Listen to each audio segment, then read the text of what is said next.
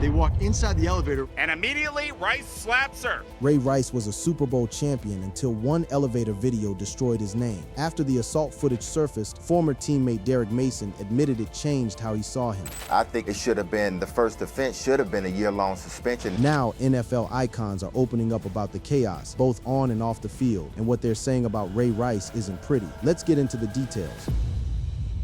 The night that changed everything. To understand why grown men who play a violent sport for a living were ready to turn on one of their own, you have to start at the beginning. You have to start with a date. February 15, 2014, that was the night Ray Rice and his fiancée, Janae Palmer, were arrested. At the time, Ray Rice was a star. He was a running back for the Baltimore Ravens. He had a Super Bowl ring. He had a big contract. He was 27 years old, near the top of his sport. Janae Palmer had known him since they were 15. They had a daughter together. They were weeks away from their wedding. That night, the two of them were at the Revel Casino Hotel in Atlantic City, New Jersey. They had been drinking. An argument started. After a night of heavy drinking, Palmer and Rice got into an argument, and Rice then followed Palmer into an elevator. What happened inside that elevator is the whole story. When the police wrote up the case, they put it in plain words. Rice was charged with simple assault for attempting to cause bodily injury to Palmer, specifically by striking her with his hand, rendering her unconscious. Janae was charged too. Both were charged with simple assault domestic violence and released on a summons to appear in court. So at first, this looked like a small story. A famous player and his fiancée got into a fight. Both got charged. Rice's lawyer told the press he hoped the matter would turn out to be little more than a misunderstanding. Then the first video came out. On February 19, the gossip site TMZ posted footage from the casino. It did not show the punch. It showed what came after. Baltimore Ravens running back Ray Rice was seen dragging his unconscious fiancée out of an elevator. That clip is from a CBS report, but it points back to that first piece of footage. The doors open. Janae is on the floor. She is not moving. Rice grabs her and pulls her out into the hallway. He leaves her there. People saw that and they felt something turn in their stomach. But here's a key fact. The full video, the one that showed the actual hit, did not come out yet. Only the after part was public. So a lot of people were confused. How did she end up like that? What really happened in there? The legal system kept moving. On March 27, 2014, a grand jury indicted Rice on third-degree aggravated assault with a possible jail sentence of 3 to 5 years and a fine of up to $15,000. That is serious. Aggravated assault is a felony. 3 to 5 years is real prison time. One day later, something happened that confused even more people. 6 weeks after the incident, Rice married Palmer on March 28, 2014. So now the picture was strange. A man got indicted for knocking a woman out cold. The very next day, that same woman married him. Then came the courts. Rice did not go to trial for the incident. Rice was suspended for the first 2 games of the 2014 NFL season on July 25, 2014. And on the legal side, he took a deal. The criminal charges were later dropped after Rice agreed to undergo court-supervised counseling. That deal is called pretrial intervention, or PTI. It is a program for first-time offenders. You do counseling and anger management. If you finish, the charges go away. No conviction, no jail. So by the summer of 2014, the story looked finished. Rice had a 2-game suspension from his job. He had a deal that kept him out of prison. He had a wife. He was getting ready to play football again. That is where most NFL stories end. The player serves his short punishment, the public moves on, and the games go on. But this one did not end there, because there was a second video. And on September 8, 2014, the world finally saw what happened inside that elevator. That is the day everything broke open. That is the day the legend started talking. The tape nobody could unsee. For 7 months, the public only had the after part, the dragging, the limp body in the hallway. People could imagine what led to it, but they could not see it. And in the strange way the human mind works, what you cannot see is easier to push away. Then the curtain came down. On the morning of September 8, 2014, TMZ Sports dropped the full surveillance video from inside the elevator. This was the footage from the security camera mounted in the corner, the one that watched the whole thing happen with cold, unblinking patience. There was no music. There was no narration. There was just a man, a woman, and a small metal box with nowhere to run. The footage itself is brutal in its plainness. There is no slow build, no warning. The report that broke the tape walked viewers through it second by second, and the description was sickening in how casual the violence looked. 2 of them were clearly arguing outside the elevator. That is the calm before it. 2 people, mid-argument, stepping into a confined space. The door's ceiling shut behind them like a lid closing on a jar. They walk inside the elevator, And immediately Rice slaps her. The slap is the first warning sign. The moment any decent person watches watching wants to reach through the screen and pull them apart, but there is no pulling them apart. There is only the next second, and the next second is the one that ended a man's career. She moves towards him and he hits her hard. The punch is short and devastating, the kind of blow an athlete with explosive power should never throw at anyone, let alone the woman he loves. Her head snaps, her body goes loose like a puppet with the strings cut. She crumples sideways and her skull catches the metal handrail on the way down. Then she is on the floor, motionless, and the most chilling part of the whole clip is what the man does next. He does not panic. He does not scream for help. He bends down, takes her by the limbs, and starts to drag. The footage matched the description that had been floating around for months, but seeing it was a different animal entirely. Reading that a woman was knocked unconscious is one thing. Watching the exact instant her consciousness leaves her body is something the brain refuses to file away neatly. It lodges itself somewhere deep and stays there. The reaction was instant, and it was nuclear. Within hours, the entire sports world stopped talking about scores and standings and started talking about that elevator. One outlet captured the mood with a single grim line, describing the discussion as focused on the horrendous images of Ray Rice knocking his fiancée unconscious in an elevator. The country was not debating a suspension anymore. It was staring at a crime, and the speed of what followed told you everything about how bad it was. The Baltimore Ravens, the team that had spent 7 months defending Ray Rice and praising his character, did not wait. Following the release of the video, the Baltimore Ravens cut Rice from the team. The NFL suspended him indefinitely. The same league office that had handed down a 2-game slap in July now wanted him gone for good. The same franchise that had stood at podiums and talked about his good heart now wanted no part of him. All of that turned on its head in a single morning because of a single tape. To understand why the tape mattered so much, you have to understand what it stripped away. Before September 8th, people could tell themselves a story. Maybe it was mutual. Maybe she swung first and he reacted. Maybe it got blown out of proportion. The dragging video was awful, but it left room for doubt, and doubt is a comfortable place to hide. The full video burned that hiding place to the ground. There was no more doubt. There was a man hitting a woman with a closed fist and knocking her out cold. That image, once seen, could not be unseen. It could not be explained away. It could not be softened by a press conference or a counseling program. It just sat there looping on every screen in America, daring anyone to defend it. And that is the thing that flipped the legends for months. The football world had treated this as a private matter, a couple's problem, something the courts and the couple would sort out. The tape made it public, undeniable, and visceral. It took an abstract idea, domestic violence, and gave it a face and a sound and a body hitting the floor. Once that happened, staying quiet started to feel like taking a side. And the men who had built their names on toughness, on standing in the fire when other men ran, were not about to stay quiet. The video did not just end Ray Rice's career, it opened the floodgates. And the first voices through were not reporters or politicians. They were players. The 2-game suspension that lit the fuse.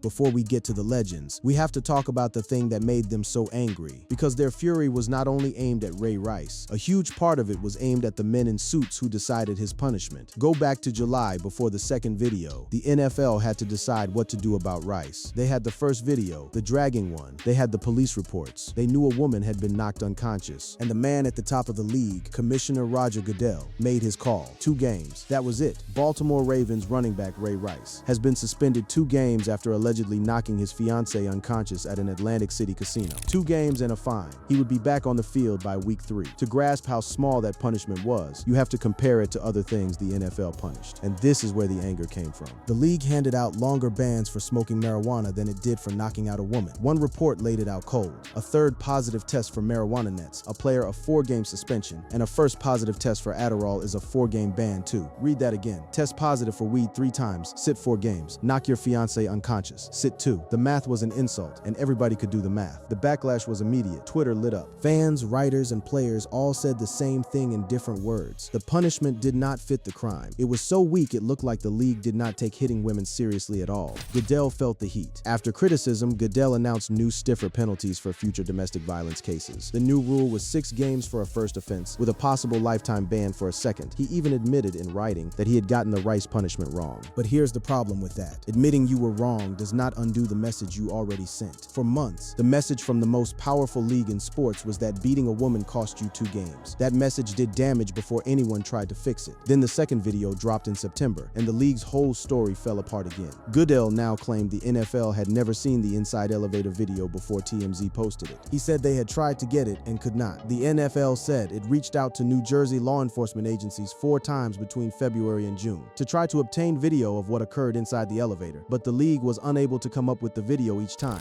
That claim only made people angrier. How could a multi-billion-dollar league, with all its lawyers and connections, fail to get a tape that a gossip website got? Either they did not try hard enough, or they did not want to see it. Neither answer made the league look good. So now you had two layers of outrage stacked on top of each other. Layer 1 was Ray Rice and what he did in that elevator. Layer 2 was the NFL and how badly it handled the whole thing. The 2-game suspension, the claim that they never saw the video, the 7 months of treating it like a private matter. For the players watching all this, the second layer might have been the bigger insult. These are men who put their bodies on the line every Sunday. They get fined for wearing the wrong cleats. They get suspended for failed drug tests. They live under a thumb of rules and punishments, and they watch their bosses treat a knockout punch against a woman as a minor issue. That is the powder keg the full video walked into. The anger was already there, built up over months. The tape was just the match. When it dropped, the players did not just react to Rice. They reacted to everything. They reacted to the league that had spent 7 months making the whole thing look small. And when they finally spoke, they did not whisper. In a sport where players almost never criticize each other in public, where the locker room is treated like a brotherhood you protect at all costs, the most respected men in the game broke that code. They pointed at one of their own and said the words out loud. He should be gone. He should be in jail. That kind of thing almost never happens in the NFL. To understand why it happened here, you have to hear exactly who said it and why each one of them could not stay silent. When the legends refused to stay quiet, football is a fraternity. That word comes up again and again when people who know the league talk about it. Players protect each other. They do not air each other's dirty laundry. When one of them gets in trouble, the others tend to go quiet or mumble something about due process, or just say nothing at all. So the most powerful thing about the reaction to Ray Rice was that the silence broke. One writer put it perfectly, describing how football is a fraternity, and NFL players rarely criticize each other publicly, especially when it comes to matters of discipline. And that changed with the release of the video. The first man through the wall was a defensive tackle from the Denver Broncos. His name was Terrence Knighton, but everyone in football knew him by his nickname, Pot Roast. He was a captain, a leader, the kind of big, loud, fearless personality who said what the room was thinking, and he did not hold back for a second. The moment he saw the tape, Knighton went to Twitter and unloaded. He said the video made him sick to his stomach, but it was his next line that became the headline across the country. That man should be thrown out of the NFL and thrown into jail. Shame on those deciding his punishment. Thrown into jail, not benched, not fined, jailed,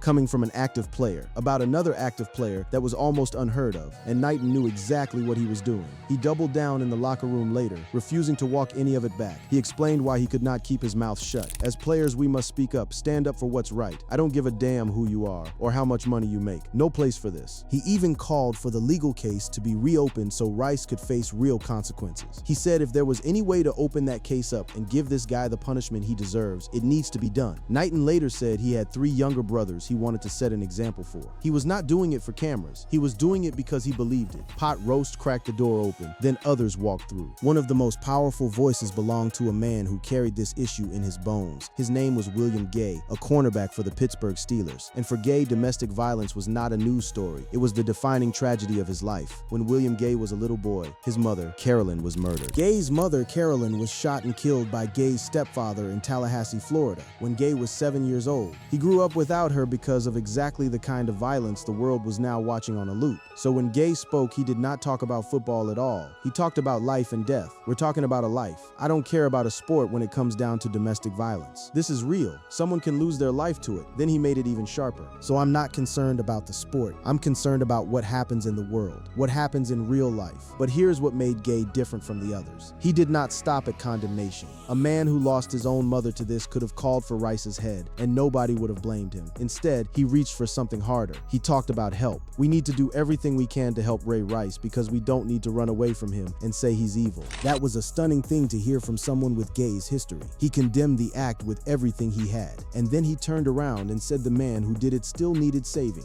That tension between punishment and mercy ran through this entire story like a crack through glass. Then there was the man whose voice carried the most weight in Baltimore, Ray Lewis. Lewis was a Ravens legend, a Hall of Fame linebacker, the heart and soul of that franchise for 17 years. He had been a mentor to Ray Rice. He had taken the young running back under his wing. He also had his own dark history with the law, a murder case from the year 2000 that had followed him his whole career. So when this scandal hit, every camera turned to Ray Lewis, and Lewis, by then an ESPN analyst, was clearly torn in half. On one side, he had grown up watching a man beat his own mother, an experience he had spoken about with raw pain. On the other side, he loved Ray Rice like a younger brother. You could hear the conflict in his words. I'm disappointed. This is personal for me, so So I'm torn because this is a guy, a young man that I really took under my wing and tried to mentor. He cared about Rice, he said so plainly, but the violence still horrified him. What Lewis did next was draw a hard line in the sand, separating himself from his own past. There is no comparison between me and Ray Rice. It's night and day. He was trying to protect his own name even as he condemned his friend's actions. It was a messy, human, deeply uncomfortable thing to watch a legend do in public, and Lewis was not done complicating things. In a later segment, while defending the Ravens front office, he said something that left people scratching their heads. There's some things you can cover up, and there's some things you can't. It was a strange line, one that seemed to admit the league hid ugly things, even as he tried to defend it. Around these big voices came a wave of others. Former players who had just left the game added their names to the chorus, blasting the commissioner for the original light punishment. Hall of Fame broadcasters used their platforms on the big Sunday shows to hammer the same point, that domestic violence had no place in the league and the NFL had failed to lead on it. And inside the Ravens locker room, Rice's own teammates wrestled with the same impossible feelings William Gay had. Men who knew Rice as a friend and a good teammate for years now had to square that with what they saw on the tape. Many of them landed in the same painful place. They hated what he did, but they could not bring themselves to hate the man. That was the strange, sad truth of the legend's reaction. The loudest of them, like Knighton, wanted him jailed. But even the harshest critics, when you really listened, were not calling for a man to be destroyed. They were calling for accountability. They were calling for the league to take it seriously. They were calling for the violence to stop in football and everywhere else.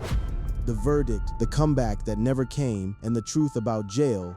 Now we reach the heart of it. The legend said Ray Rice should be out of football and behind bars. So let us be honest and ask, did either of those things truly happen? Start with jail. The answer is no. Ray Rice never spent a day in prison for what he did in that elevator. Remember, he had taken that pretrial intervention deal. He did the counseling, he did the anger management, and when he finished, the law closed the book. A domestic violence charge against Rice was dismissed after he completed the requirements of his diversion program. The felony aggravated assault charge, the one that could have sent him away for 3 to 5 years, simply vanished. No conviction, no record, no cell. So when Knighton tweeted that Rice should be thrown in jail, he was reacting to a system that had already decided the opposite. The courts treated Rice the way they treat many first-time offenders in New Jersey. They gave him a program instead of a sentence. The legends wanted prison. The legal system gave him probation in everything but name. Now the second question, was he thrown out of football for good? This one is more complicated, and it is where the story takes a turn almost nobody remembers, because officially the NFL's lifetime ban did not hold up. Rice appealed his indefinite suspension, and he won. Former Baltimore Ravens running back Ray Rice became eligible to return to the National Football League after winning an appeal of his indefinite suspension. An arbitrator ruled the league had punished him twice for the same act and had treated him unfairly. The NFL Players Association said the suspension had been vacated immediately, meaning teams were allowed to sign Rice if they wished. So on paper, by late November of 2014, Ray Rice was free to play football again. The jail the legends wanted never came. The lifetime ban they cheered got overturned. By every official measure, the system let Ray Rice off. And yet here is the twist that tells you what really happened. Ray Rice was allowed to play, but no team would touch him. Not one. He was free, healthy, still young at 27, a proven Super Bowl champion running back. And every front office in the league looked at that elevator tape and said no. He even begged for a chance on the league's own terms. He offered to give away an entire year of pay to charity just for a roster spot in 2016. He vowed to donate all of that season's salary to domestic violence charities if he were signed by a team, but he remained unsigned. Nobody called. Finally, the door he kept knocking on stayed shut for good. In 2018, Rice announced that his football career was over. So sit with that for a second. The courts did not jail him. The arbitrator did not ban him. The system gave him every official path back. But the verdict that actually stuck was not handed down by a judge or a commissioner. It was handed down by the league itself, quietly, 32 teams at a time. And in a strange way, that was the punishment the legends had really been asking for all along. Not a courtroom sentence, a reckoning.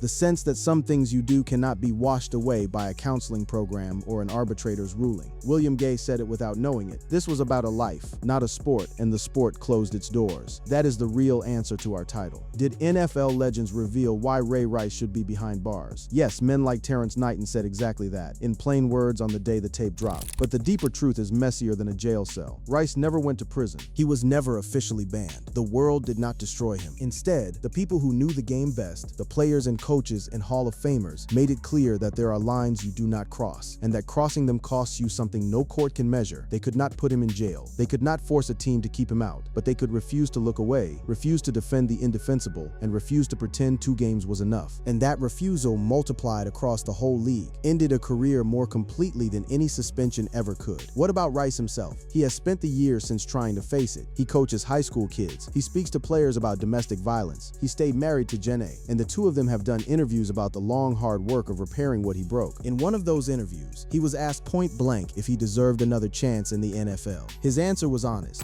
No, I didn't deserve another chance. He even talked about how he sees the man in that elevator now. All these years later, he does not defend him. He hates him. I hate that person.